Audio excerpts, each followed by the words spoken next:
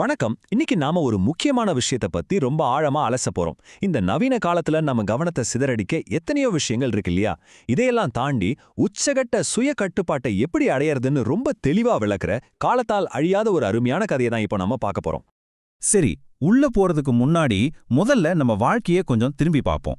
காலையில எழுந்தோடனே mobile phone, இப்படி ஒவ்வொரு நாளும் நாம எவ்வளோ ஈஸியா தேவையற்ற சிந்தனையற்ற பழக்கங்களுக்கு அடிமையாகிறோனோ என்னைக்காவது யோசிச்சிருக்கீங்களா? இந்த நிலைமை தான் இன்னைக்கு நாம பார்க்க போற கதையோட முக்கிய கதாபாத்திரத்துக்கும் தொடக்கமா அமையுது. பகுதி 1. அரவிந்தின் கட்டுப்பாடற்ற வாழ்க்கை.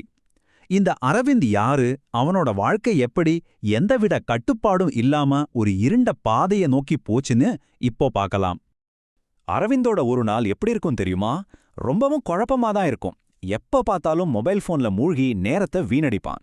எந்த ஒரு இலக்கம் இல்லாம தவறான நண்பர்கள் கூடவே சுற்றித் திரிவான். யாராவது எதையாவது சொன்னா அதை பத்தி கொஞ்சம் கூட யோசிக்காம அப்படியே நம்பிடுவான். இதுக்கெல்லாம் மேல ஒரு சின்ன விஷயம் நடந்தா கூட போதும், உடனே பயங்கரமா கோவப்பட்டு சண்டைக்கு போயிடுவான்.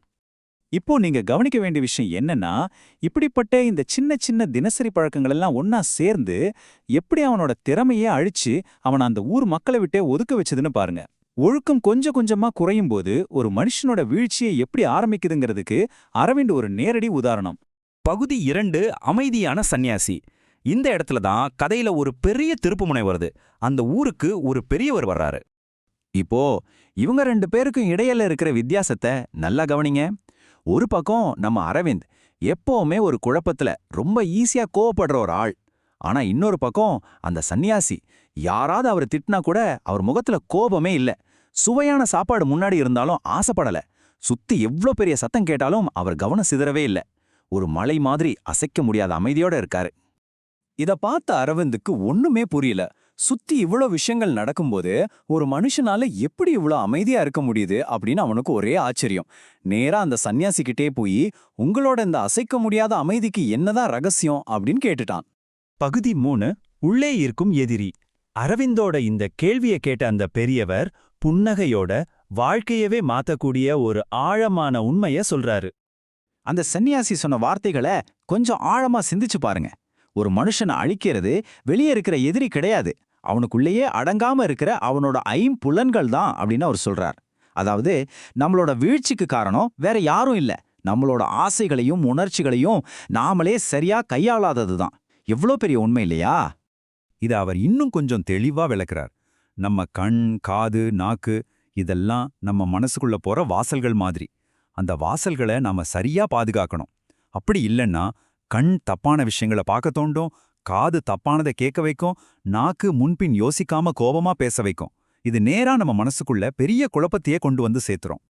இதுல இருந்து நாம கத்துக்க வேண்டிய முக்கியமான பாடம் என்ன தெரியுமா? உண்மையான பலம் அப்படிங்கிறது மத்தவங்க கூட சண்டை போட்டு ஜெயிக்கிறதுல கிடையாதுங்க. தன்னோட சொந்த ஆசைகளையும் உணர்ச்சிகளையும் எந்த அளவுக்கு ஒருத்தன் கட்டுப்படுத்தி ஆள்றானோ அவன்தான் உண்மையான வீரன். பகுதி 4. ஒரு முழுமையான மாற்றம். சன்னியாசி சொன்ன இந்த வார்த்தைகள் அரவிந்த் மனசுல ரொம்ப ஆழமா பதிஞ்சிடுச்சு. அவன் வாழ்க்கையில ஒரு புதிய பாதையை தேடி பயணிக்க ஆரம்பிச்சான். அவன்கிட்ட ஏற்பட்ட அந்த மாற்றத்தை படிப்படியா பார்ப்போம். முதல் நாள் என்ன ஆனாலும் சரி, அந்த கெட்ட நண்பர்கள் சகவாசமே வேணான்னு முழுசா துண்டிச்சிட்டான். 2வது வாரம் மொபைல் போனை பார்த்துட்டு சும்மா உட்காந்துருக்காம ரொம்ப ஈடுபாட்டோட வேலை செய்ய ஆரம்பிச்சான். 3வது மாசத்துல அவனோட கோபம் ரொம்பவே குறைஞ்சிருச்சு. 6வது மாசத்துல அந்த ஊர்ல இருக்கிற எல்லாரும் மதிக்கிற அளவுக்கு ஒரு பொறுப்பான ஆளா மாறிட்டான். இது எப்படி சாத்தியமாச்சு? ரொம்ப சிம்பிள். எந்த சூழ்நிலையிலையும் நல்ல விஷயங்களை மட்டுமே பார்க்கணும், நல்லதை மட்டுமே கேட்கணும்னு அவன் ரொம்ப உறுதியா இருந்தான். இதன் மூலமா அவனோட பழைய கெட்ட பழக்கங்களுக்கு தீனி போடுறதே நிறுத்திட்டான். அதாவது தன் மனசுக்குள்ள போற இன்புட்ஸ் எல்லாத்தையும் அவன் முழுசா ஃபில்டர் பண்ணிட்டான். இந்த கடுமையான சுயக்கட்டுப்பாட்டால அந்த சந்நியாசி சொன்ன ஞானத்தை அரவிந்த் முழுமையா புரிஞ்சுக்கிட்டான். கொஞ்ச நாள் முன்னாடி வரைக்கும் ஊரே வெறுத்து ஒதுக்குன ஒரு பையன் இப்போ எல்லாராலும் மதிக்கப்படுற ஆழமான அமைதி கொண்ட ஒரு இளைஞனா உருமாறிட்டான். ஐம்புலன்களை அடக்கிறது தான் உண்மையிலேயே ஒரு வெற்றிகரமான வாழ்க்கைக்கு ரகசியம் அப்படிங்கறத அவனுக்கு புரிஞ்சிடுச்சு. சரி, இந்த ஆழமான அலசலோட முடிவுக்கு நாம வந்துட்டோம். இப்போ உங்க வாழ்க்கையை நீங்களே கொஞ்சம் நினைச்சு பாருங்க. உங்களை சுத்தி இருக்கிற தினசரி கவனிச்சிதறல்களை பாருங்க. உங்களுக்கு நீங்களே ஒரு கேள்வி கேட்டுக்கோங்க. உங்க வாழ்க்கையோட ஸ்டீரிங் வீல் யார் கையில இருக்கு?